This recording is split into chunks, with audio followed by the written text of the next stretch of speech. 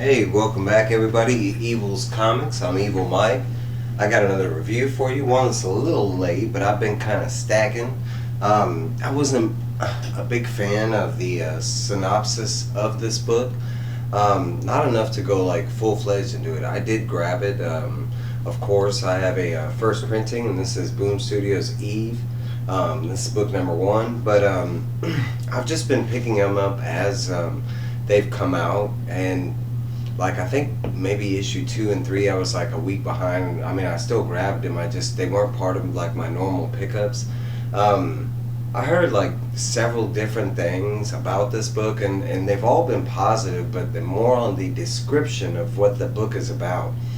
And after reading the first issue, to me the best thing I would kind of associate this with, because it's a fresh idea, it's new, but it's I would say is Wayward Pines, which was done by M. Night Shyamalan, or however you say his name. I'm sorry, I'm actually a big fan of his, but that was his TV show that he did for Fox. It only has 2 seasons. It has like Matt Dillon in the first series, but if you have never seen Wayward Pines, it is kind of like that. In a nutshell, I'd say the closest other thing I could think of is basically Fallout, but not exactly. And there's other elements that remind me of other sci-fi-ish things, but they don't really fit either. Wayward Pines is kind of like the closest thing that I can think of that's close to this story. So they start out with this background, little information about how the world and how many amazing things are created on it.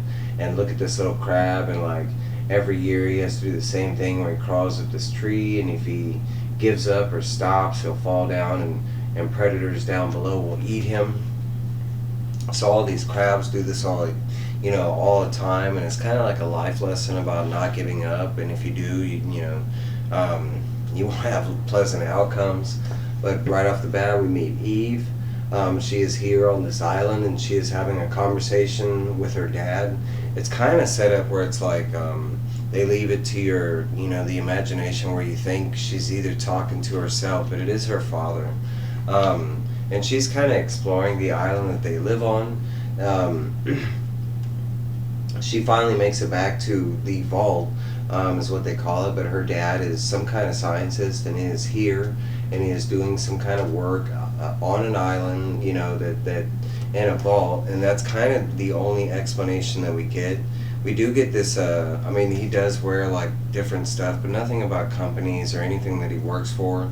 But they kind of go into this, that they have the vault built up where they can change the scenery around the vault. Like she wants to eat somewhere else, and they kind of switches to a New Orleans background.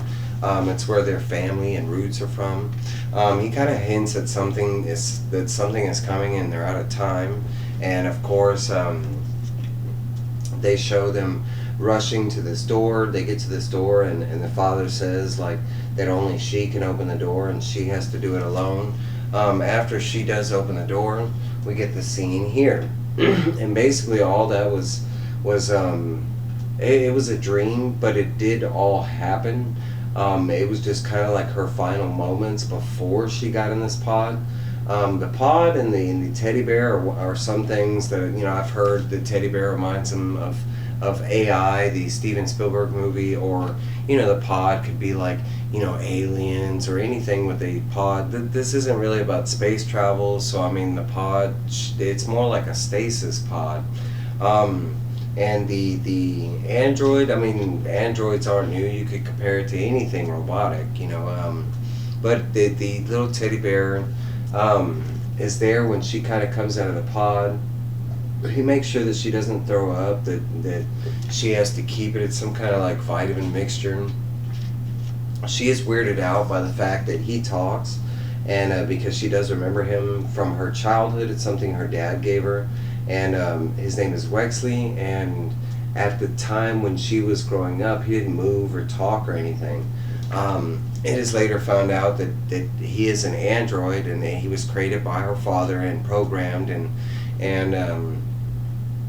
he kind of explains that they need to move, that that they need to get some food in her and she needs to rest or she's kind of going to collapse and not do so good. They show that right here in the scene right here, he makes this comment about like everything around her not seeming, you know, to be, you know, what it is. So don't trust your eyes at first, because they kind of show you him and what he looks like under the teddy bear skin, and they kind of give you a little bit, because she does kind of, the atrophy kicks in from being in the stasis pod. It is revealed that she has been in the stasis pod for at least 20 years, and that's not the definite time frame. I think it is a lot longer. She is asking about her father, like, you know, because they do sit down and eat. And the teddy bear explains to her that he can only reveal so much of what's going on at like little spurts of time, to make sure that she doesn't go in like full panic mode and freak out.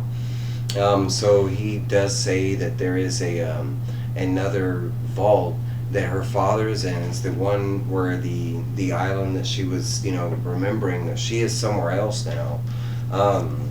And that is kind of the main journey, is they need to get to that vault. And that her father is still alive, but he is not doing so well. They kind of show you like different things as far as like after she eats, he did like right here. They do go into this, what their plan is, an objective that her father set out for him, and why the teddy bear's there and this kind of thing. And he kind of tells this story about Johnny Appleseed, and he was based on a real man named John Chapman, and you know, he traveled all throughout, you know, America, planting these, you know, seeds, and eventually they grew into orchards all across America. And he wants to kind of do the same thing, because he says that, you know, that the earth isn't doing so well. They go to bed, and she kind of does not sleep. She kind of sneaks out and finds a hatch, and we see she climbs at first this tower, but we see it's a lighthouse, and she is on an island all by herself, and there is a little dinghy down below.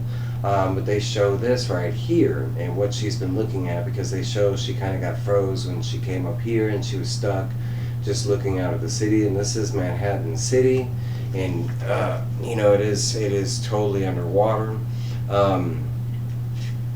You know, and he explains that it's been like this for at least 20 years, so that's why the 20-year time frame.